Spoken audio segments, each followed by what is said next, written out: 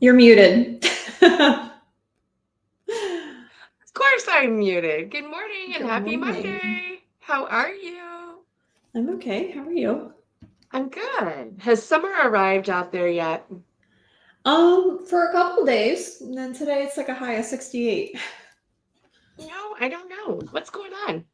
I don't know. Yeah, it's weird. I don't know. It feels like we might be starting to have some summer here in Michigan. It's nice and warm this morning. The sun is out and they're here doing the lawn. So feel free feel free to say Nicole mute if you hear something. So I'll let anyway, you good know. morning, happy Monday. Welcome to Mindset Monday, where independent patient advocates like us get together to kickstart our week with positivity and inspiration. My name is Nicole Broadhurst, and I'm here with my co-host Kayla Thompson-Riviere. Today we're focusing on perspective, empathy, compassion, and we have a really powerful quote to guide us through this new week of advocacy. What is that quote, Kayla? So today's quote comes to us from the Dalai Lama, which I think everybody is at least somewhat familiar with. And it is compassion is the wish to see others free from suffering.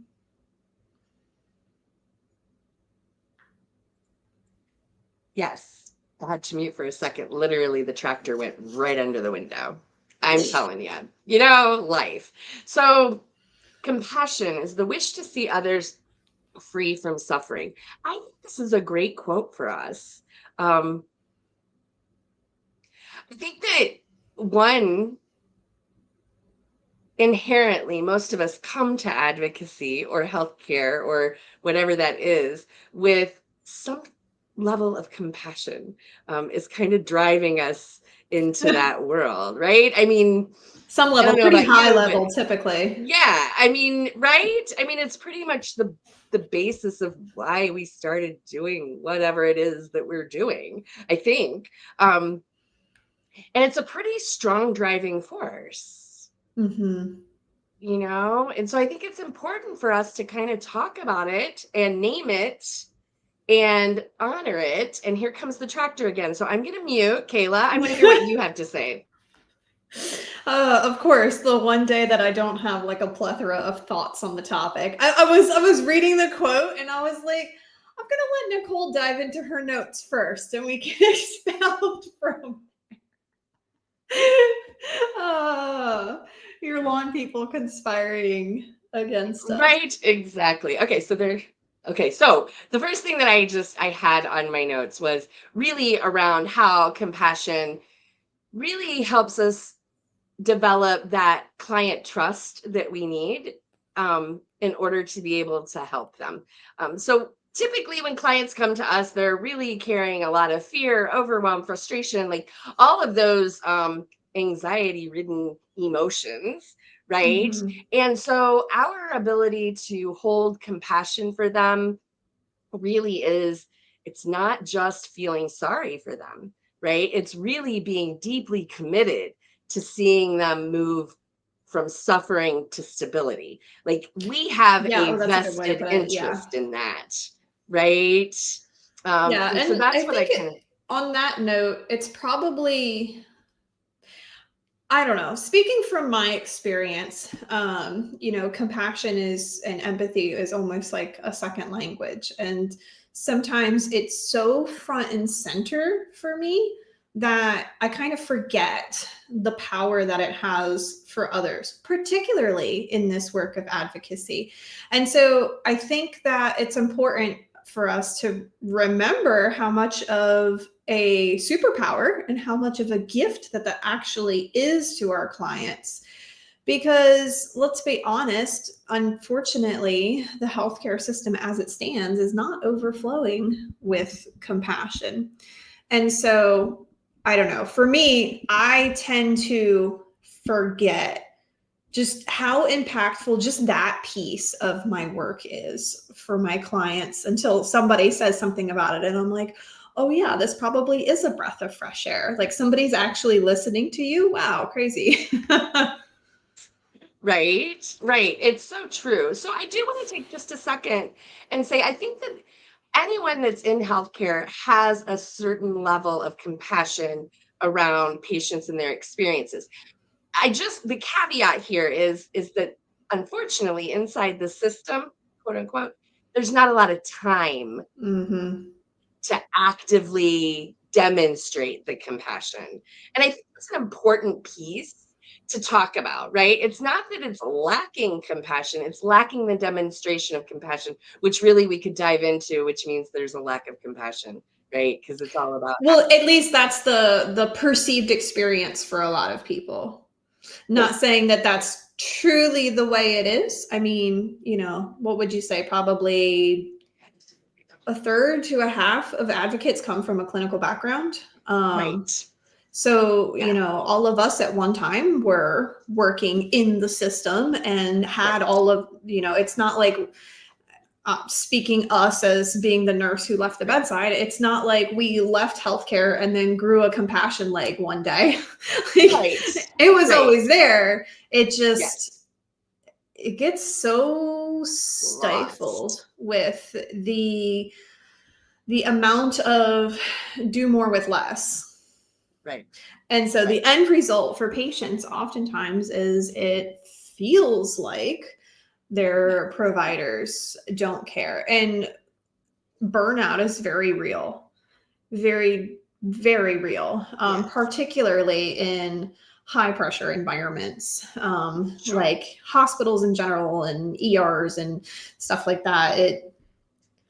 You see a lot of things that really, I mean, I think everybody's heard the joke that like every nurse should write a book, but there's a lot of things in that experience that can make you question your faith in humanity. Right. And so honestly, the next piece kind of angle of this quote for me is when we are going about our work as advocates. And of course, I think the most natural way to think of compassion is for our clients directly. However, I find a lot of benefit in extending that compassion to those overburdened providers who are stuck inside that system, who, I don't know, 97% of them wouldn't be working in the capacity that they are if they felt that they had another way to do it better. And I find there's a lot of power in approaching a situation from, I see the constraint that you're under. I understand some of these pressures, and I know we really both want the same thing here, which is what's best for this patient. It's kind of that concept of like you catch more flies with honey than vinegar. Right. Yes, very much so. Very, very much so. And I think it's important, like I said, it's more, this compassion, this level of compassion is pretty much what moves. And I would extend what you said, Kayla, from not just clinicians, but from those of us that worked in healthcare in an administrative role, even. It really is that level of compassion that got stifled and lost in all of the regulations and the requirements of documentation and the reporting and all of the things inside of the system that drove me and a lot of others out to be able to do this work without those constraints. So I would say probably it's even higher than half. I would probably say half to 3/4 of us came from inside the system. And that it is more than feeling that we're more than just problem solvers, right? Because one piece of what we do is kind of solve the problem that patients experience, but we're also partners with them. Mm-hmm. Partners in that journey to getting peace of mind and understanding what's happening and all of the things that go along outside of that. In addition, I think that this compassion that we have on our hearts when we come to this work really helps elevate our communication. Mm-hmm. Because this compassion drives us to listen first, speak second, right? So that we can best understand what's happening. And it also challenges us to hold space even when emotions run high, right? Because this is where things tend to go wonky is when the emotional level escalates and it deteriorates communication. And I think this is one of the biggest values that we can bring to patients and families in this environment of healthcare is to help keep a good communication, even when we're high in emotion, right? Like things are Mm-hmm. misunderstood. And again, this is a soft skill, but a super important skill. And I think Mm-hmm. that I love what you said earlier is that you tend to forget that that's kind of what you do because it's so natural, right? It's so intuitive to a lot of us that we don't always understand that it really is. Can you hear that? Just a little bit. Okay, okay. Um, that it really is a superpower.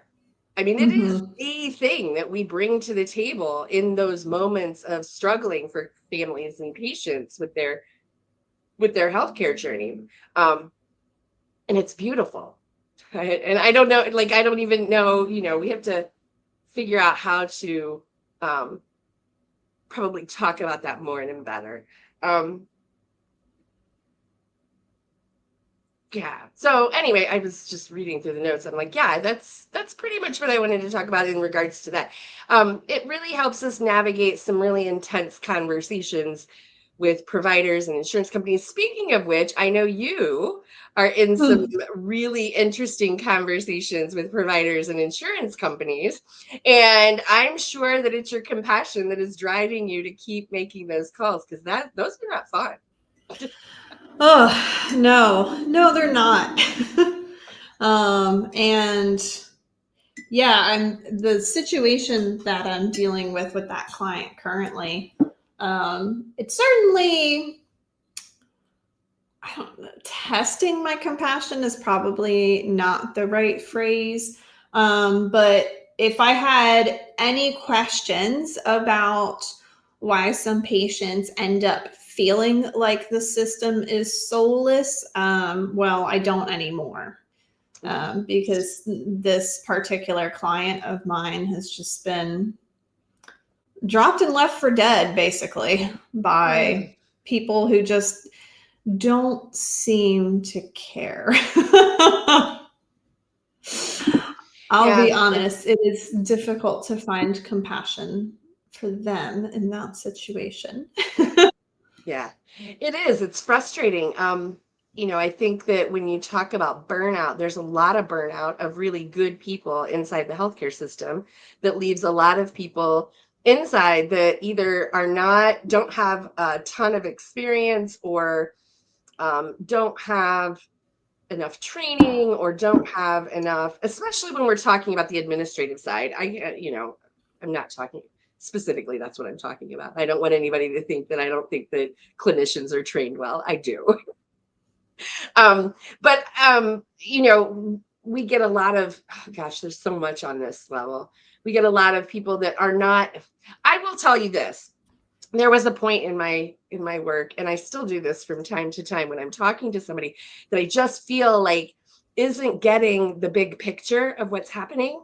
Mm-hmm. I will say to them, how about I get the patient on the phone and you actually share that with the patient right here, right now. And the reason that I do that is because I want them to say what they just said to me to a Mm-hmm. patient, right? To the Right. patient. And a lot of times these conversations happen without the patient present. And if we can get the patient present, all of a sudden it changes some perspective on, at least at a minimum, how they deliver the message, Mm-hmm. um, which doesn't always work. But it is very frustrating, right? So anyway, I love this. I love this quote because I think compassion is what drives so much of what we're doing in this area. Okay, what else can we say about compassion? Oh, well, I actually put down here that I wanted to talk about. This is great. Compassion is wonderful when we talk about extending it not only to patients and to other folks in our world, but I think we would be remiss if we didn't also talk about how important it is to extend compassion to ourselves. Because I don't know about you, but this is an area where I don't always do so great. Yeah, I do have to remind myself that more than compassion for others. Yeah, because it's, it's kind of hard. So building a practice, building a business really means that we have to give ourselves permission to grow imperfectly, right? And pivot when necessary and build a business that reflects our unique gifts, our unique compassion. And so be nice to ourselves, extend the same compassion that we would extend to others, and give ourselves time and, time to reset. And this was really hard. It's really busy right now in my practice.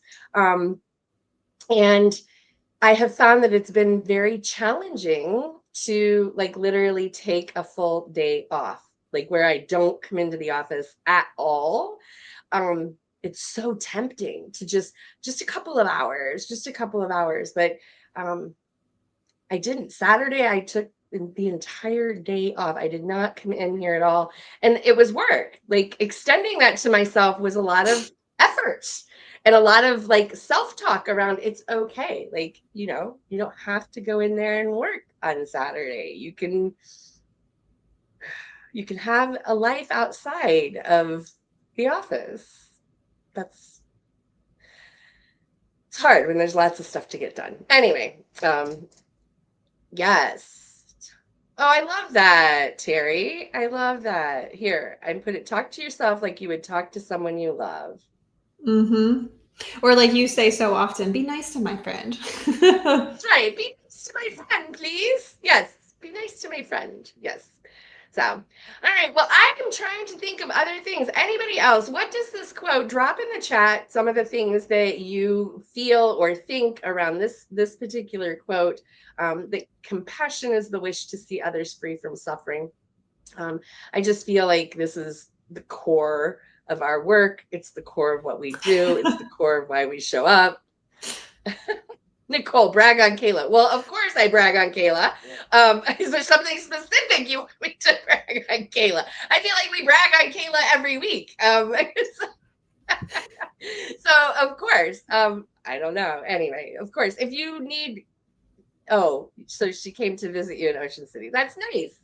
I'm glad you guys get to hang out. That's fantastic. Yeah, that was a great conversation. Yay! Thank you. Well, of course. Yeah. So that makes my heart happy. I love it when my advocate friends get to connect and share. And it's why we join. It's why we created the circle. It's why we have all of those great resources. Again, collaboration over competition wins every day of the week.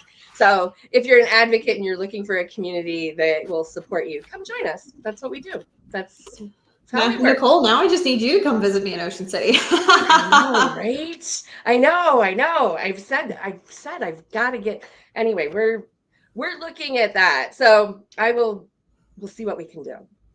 One day, I envision a future, right. One day where we'll have a Mindset Monday live streamed from the same place. Oh, that would be awesome. Yes, Yeah. that would be so much fun. Let's see. Leah says that I also think compassion is the ability to see others suffering and not turn away, since some of our patients or clients may never be free of their suffering. That is so true, Leah. I love that. You're right. It is so in the world that we have. I think that it's really easy for most folks to be like, oh, that sucks, and kind of like jump over it. And staying in the hard part is really important. And that's really kind of, again, the driving force, of sitting with someone exactly where they are, even when it's a bad place, and being able to do that.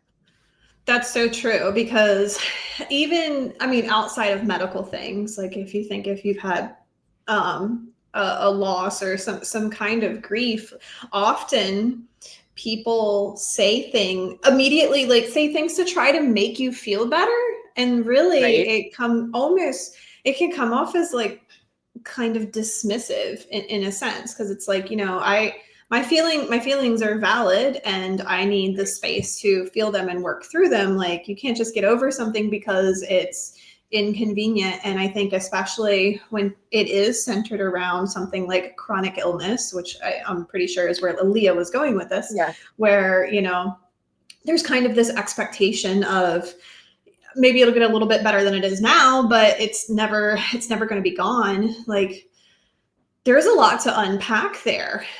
And I'd say probably most people are too uncomfortable sitting in that place with someone.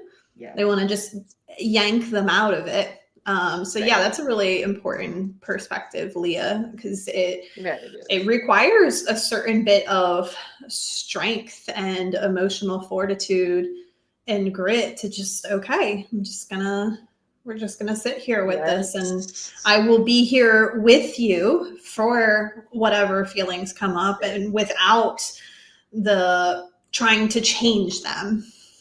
Right. That is so hard. I think, honestly, if I'm honest with myself, I think I fall into that category of, I just want everybody to feel better. Like, what do I need to do to help people feel better? And you're right. Sometimes, there are moments where I'm like, okay, they just need to feel this, and that's okay. And I don't have to do anything other than help them navigate those feelings and move through this as best we can. Leah also talks about as empathetic people, it is sometimes difficult to take. Here, I'm going to show it because I can't read it. So as empathetic people, it's so difficult to take on the suffering with them and not absorb it. Oh my gosh, this is where we talk about boundaries, right? And how do we protect ourselves and not get lost in the emotion? Again, I think it's really important that we pay attention to this, because it really is our superpower.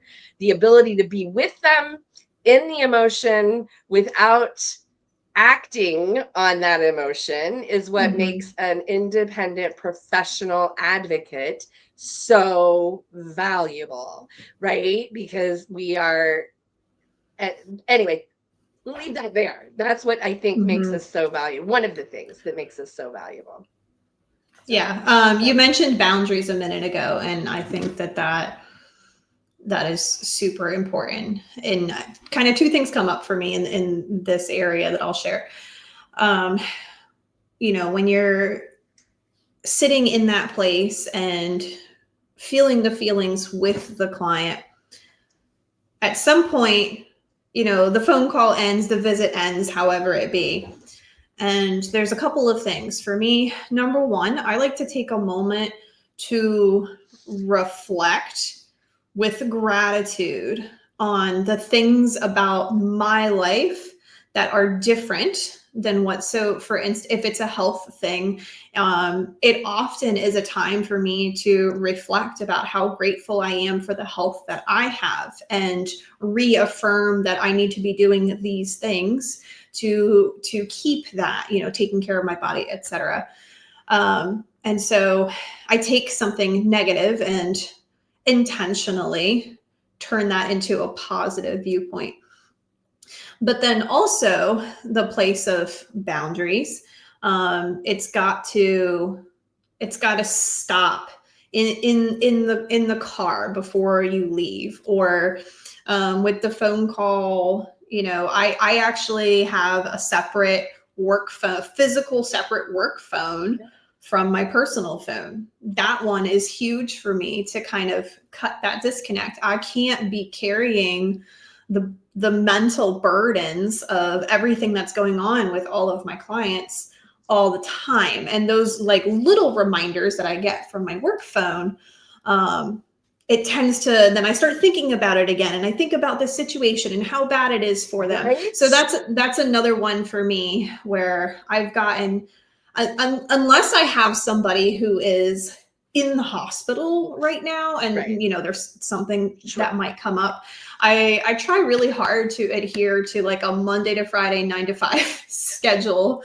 with my work phone, and I'll put it in my purse in my mudroom And I might check on it periodically, you know, but I don't keep it out in the kitchen, you know, getting all the little messages or whatnot. So that's another finding ways to implement boundaries around what's your time and what's client time, I think helps with making sure that, because it's important that we do help carry some of that emotional load for our clients, but we have to be able to put it down too.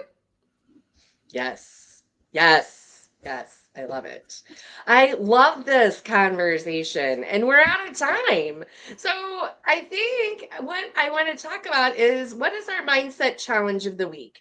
Terry had some great stuff that she put in chat around how she ends her days to kind of unload some journaling prompts. So check those out. But my question is how are you applying this in your business or your life this week? Make sure that you drop it in the chat. Let us know if there's a place that you're struggling. Bring it to the community. We will help you carry that and help you learn to offload it appropriately, right? And help you draw some boundaries around that. I think that this is an area we can all use reinforcement from time to time to remember and to put those things into better perspective. Nothing worse than getting a ding on your phone from a client outside of working hours and trying to decide, is this an emergency? Do I have to answer this? Right. So putting some kind of guardrails around that prior is super helpful. Kayla uses a separate phone so she can like literally turn that phone off when she is not available. Anyway, I love this. I love this. So any final challenges for the week from you, Kayla? Sounds like we are all good with compassion for others. So I would challenge each and every one of you to find an area, a time, something that you can do for yourself this week to reflect that back inwards and practice a little self-compassion. Love it. I love it. Well, everybody go have a great week. I'm shameless plug. If you're thinking about the strategic planning workshop, we can help you put some boundaries. That can be a goal for your third quarter. If you need help putting some boundaries around your work, come to the workshop and we will be happy to help you figure that out so that you can build it into your Q3 goals. All right, guys, have a great week. We'll see you on Wednesday. We'll be back here next Monday to talk about more mindset. Have a great week.